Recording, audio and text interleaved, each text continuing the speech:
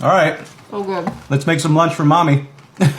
Hey, so first, started off with some avocado, made sure that it was nice and firm because I wanted to use this tiny little melon baller. So made just a bunch of little balls, took forever, put that into a little side bowl. And then we had some leftover pesto from the video we made prior, check that out. Then a good hearty squeeze of lemon juice, nice and acidic. Set that aside. Then we have some rice cakes. Punched them all out with some nice little star molds because we're making this for Superstar.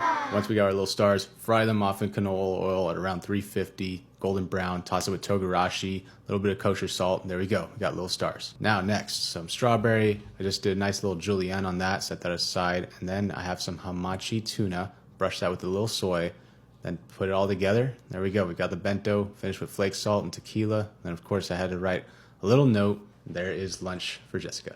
So cute.